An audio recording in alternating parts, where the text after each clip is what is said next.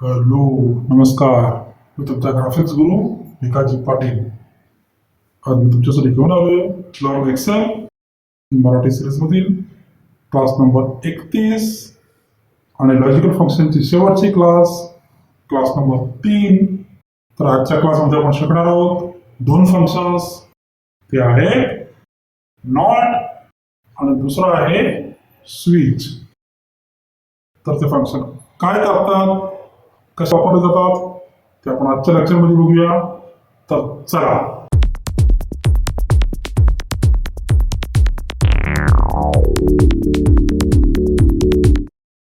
तर मित्रांनो, ही जी Excel sheet आहे त्याच्यामध्ये तुम्ही तर बघत असाल, तर मी इथे नॉट फंक्शन दिसतंय. नॉट फंक्शन सिंटॅक्स काय आहे, तर सिंटॅक्स आहे not into bracket logical. Not function काय करतं, जर ट्रू असेल त्याला फॉल्स दाखवतो आणि जर फॉल्स असेल त्याला ट्रू दाखवतो. ते आपल्याला वेगवेगळ्या फॉर्म्युलामध्ये वापरावं लागतं, कारण नॉट फंक्शन हे एक हेल्पर फंक्शन आहे. ते कसं वापरायचं, काय करायचं ते आपण पुढे बघूच. पण आज आपण फक्त नॉट फंक्शनची माहिती घेऊ. नॉट फंक्शन कसं उत्तर उलट करतं ते. समजा आपण इथे व्हॅल्यू दिली 30 आणि आपण इथे फंक्शन लिहू is equal to not into bracket this is equal to 30. Bracket complete. बघा, आता आपण काय दिलं, म्हणजे B7 मध्ये 30 आहे. 30 आहे तर त्याने काय उत्तर हे गेलं फॉल्स आहे. समजा इथे 45 लिहिलं, बघा ट्रू झालं. म्हणजे नॉट फंक्शन हे जी ट्रू व्हॅल्यू असेल त्याला फॉल्स करतो आणि जी फॉल्स व्हॅल्यू असेल त्याला ट्रू दाखवतो. ठीक आहे, त्याचा उपयोग कसा करता आपण पुढे बघूच.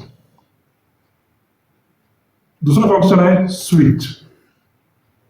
हे स्विच फंक्शन काय करतं, तर आपण मागच्या क्लासमध्ये बघा इफ फंक्शन बघितलं आणि इफ फंक्शन बघितलं. इफ फंक्शन त्याच्यामध्ये आपल्याला खूप म्हणजे प्रत्येक वेळेला आपल्याला जो सेल आहे त्या सेलचा रेफरन्स द्यावा लागत होता. पण स्विच फंक्शन मध्ये ते करावं लागत नाही.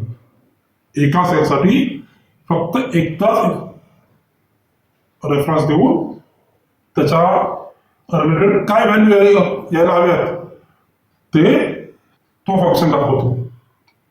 बघा, आपण समजा इथे मार्क्स लिहू आपण.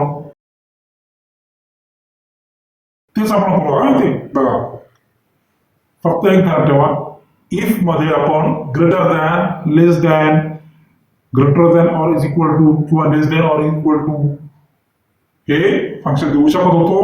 पण स्विच फंक्शन मध्ये एक्झॅक्ट व्हॅल्यू द्यावी लागते. जर एक्झॅक्ट व्हॅल्यू असेल तरच तो उत्तर देतो, नाहीतर एरर येतो. ठीक आहे, इथे आपण काहीतरी व्हॅल्यू लिहू. इथे फॉर्म्युला लिहू आपण is equal to switch into bracket. आता बघा, पहिला आर्ग्युमेंट काय आहे, एक्सप्रेशन. आता एक्सप्रेशन म्हणजे काय, की ज्या सेलचा रेफरन्स द्यायचा ते म्हणजे हे एक्सप्रेशन. ठीक आहे, आता पुढचा आर्ग्युमेंट काय आहे, व्हॅल्यू 1. त्यामुळे तेव्हा स्विच फंक्शन मध्ये देखील आपण एकूण 126 आर्ग्युमेंट्स देऊ शकतो. ठीक आहे, 126 लॉजिकल व्हॅल्यूज देऊ शकतो. म्हणजे 126 व्हॅल्यूज आणि त्याच्या अगेन्स्ट 126 रिझल्ट असे देऊ शकतो. आपण इथे समजा 3च कोणते तरी बघू. पहिली व्हॅल्यू आपण देऊ 35,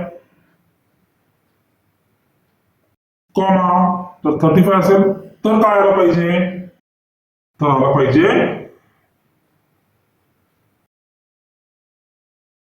पास. दुसरा आर्ग्युमेंट देऊ आपण. दुसरा आर्ग्युमेंट देऊ आपण 50. हे जर असेल तर काय आलं पाहिजे, सेकंड क्लास. ठीक आहे. थर्ड आर्ग्युमेंट देऊ आपण. थर्ड आर्ग्युमेंट देऊ आपण 60. 60 असेल तर फर्स्ट क्लास. ठीक आहे. आणि यापैकी जर कोणत्याच व्हॅल्यू नसतील, म्हणजे आपण इथे दिले 35, 50, 60 या तीनपैकी कोणत्या जर व्हॅल्यू नसतील तर काय आलं पाहिजे, तर आपण समजा देऊ इथे कॉमा देऊन आपण देऊ डिफॉल्ट व्हॅल्यू जर म्हणतात तर डिफॉल्ट व्हॅल्यू काय आली पाहिजे, आपण देऊ इथे प्लीज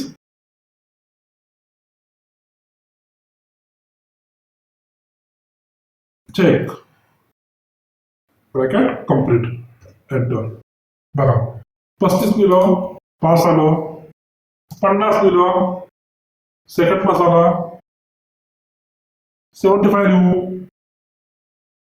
प्लीज चेक आलं बघा, कारण की आपण 75 व्हॅल्यू दिलीच नाहीये. आपण इथे 60 लिहू, बघा फर्स्ट क्लास आला. कळलं. 45 लिहू, प्लीज चेक. कळलं. तर स्विच फंक्शन इफ फंक्शन जे कठीण काम आहे ते खूप सोपं करतं. कळलं. तुम्हाला दोन्ही फंक्शन कळले. मला अशी आशा आहे की तुम्हाला दोन्ही फंक्शन समजले असतील. जर समजले असतील तर आजचा व्हिडिओ लाईक करायला विसरू नका. आणि चॅनल जर अजून सबस्क्राईब केलं नसेल तर सबस्क्राईब करा. ठीक आहे. चला, थँक्यू.